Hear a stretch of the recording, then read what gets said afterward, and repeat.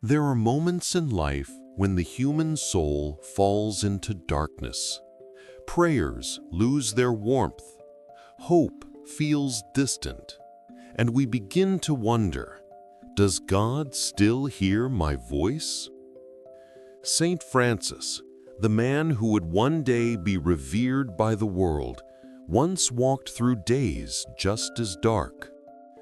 The devil whispered in his heart, "You are worthless. Your sins are too great. God has abandoned you." Those words pierced his heart like sharp blades. Day after day, night after night, he lived in fear of condemnation, haunted by the feeling that even God had turned away. Yet, in that darkness, a small but steady light remained, his trust in the Blessed Mother. That little flame would soon guide Francis to a meeting that changed his life forever. When he was still a young man, Saint Francis was not yet the brave saint the world remembers. He was just an ordinary student, fragile, sensitive, and yearning to be good.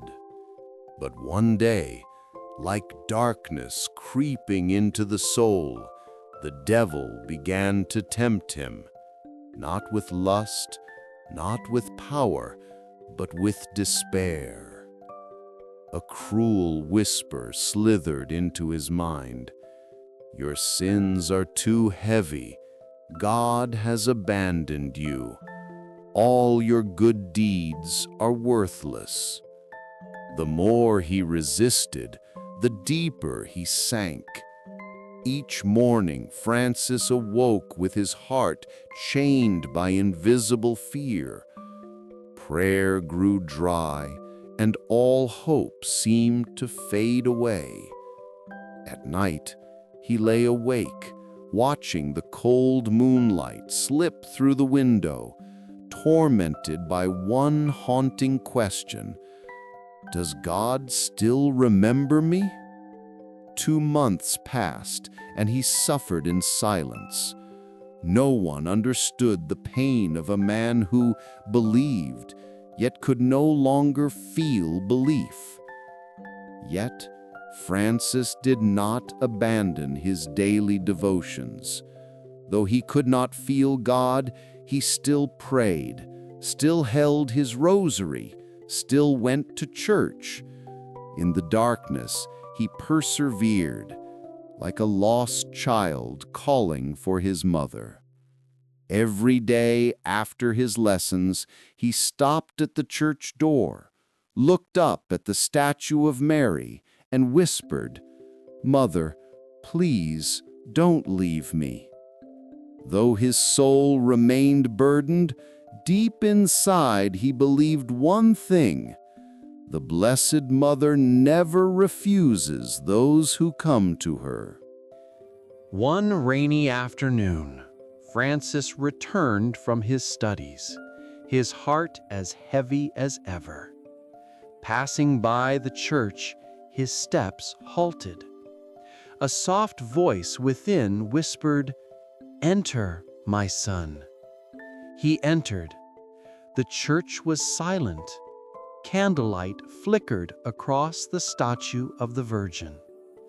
All sounds outside seemed to fade, leaving only the heartbeat of a soul yearning for forgiveness. Francis knelt. Tears streamed down his face. For the first time in months, he opened his heart without hiding, like a child confessing to his mother every fear, every sin. "O most merciful Virgin Mary," he began to pray, his voice trembling, yet sincere from the depths of his heart. "Remember, O most gracious Virgin Mary, that never was it known that anyone who fled to thy protection was left unaided." He held the rosary trembling.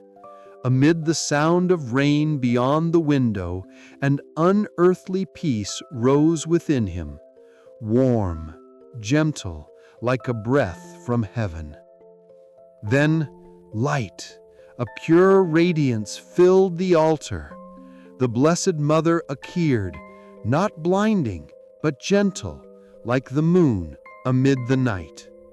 Her face shone like crystal, her eyes overflowing with love. There was no reproach, only eternal love, powerful enough to drive away all darkness.